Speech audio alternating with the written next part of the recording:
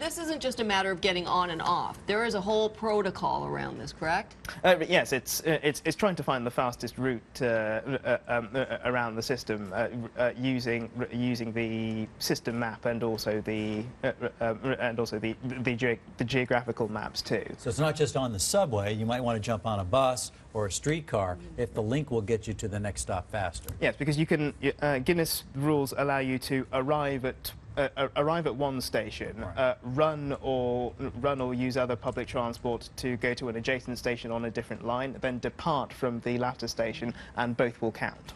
You know what struck our producer, Marissa, which I thought was pretty insightful, is that it took you, what, 17 hours to do the London Underground, and how long did it take you to complete the Toronto Challenge? 2 hours, 46 minutes and 1 second. What does that say about our transit line? Yeah, you must have found it pretty easy. Well, no, not really. There was a hard run involved, but the thing with Toronto is that it's quite surprising that for a city of Toronto's size, the subway is rather small.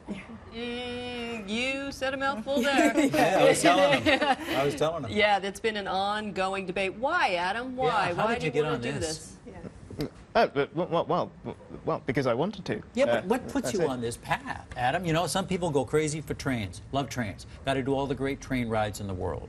Other people are nuts for antique cars, antique airplanes. Why are you into subways and transit systems? I have to admit, I don't really know. Okay. No, I just wandered one day several years ago as a regular visitor to London all my life. I've never actually lived there. If it were possible to go to every London Underground station in one day, then I started researching and discovered there was a Guinness World Record for it. So I thought, oh, well, I'll have a go at that. And then, a few years later, here I am going on other transit systems around the world because I can't Stop doing it.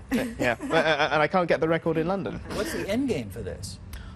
There is none really. Well, you become like you could be like a mass transit consultant. No, Who will have traveled more of these systems than you eventually? True. Well, I suppose, but the thing is, I don't know anything about infrastructure. I don't know anything about operating a transport system at all. All I try to do is go around one as quickly as possible. I've no idea how one works. And that's my question. There's a major sense of urgency when you're doing this. This is a race to beat the clock. So, do you have any interesting stories about people you've come across, maybe a little old lady that's in your way, and you got to move? Like, what do you do when that happens? Well, I was running an out-of-system transfer. I think it was last year in London, and there was actually a little old lady who was walking along the path, right. And so it was and then she was passing a tree, and then I decided to go between her and the tree, but I tripped up on one of the roots and suffered quite a nasty cut, which I had to carry around with me for the rest of the day.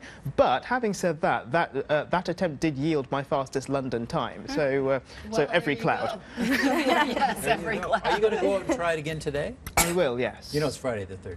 Oh yes, yes. It's nothing to you, right? Well, thanks for reminding me. Well, sorry. So how many times will you make an attempt in a day in a city?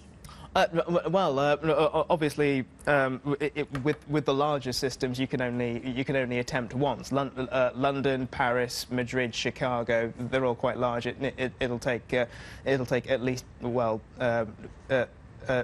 9.5 hours to do Chicago. Wow.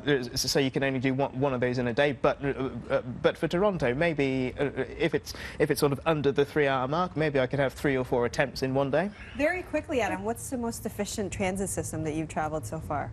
Most efficient one? No, well, there are good and bad points about each one. I can't say one. Well, I could pick my favourite one, which is of course London. But then again, I'm biased.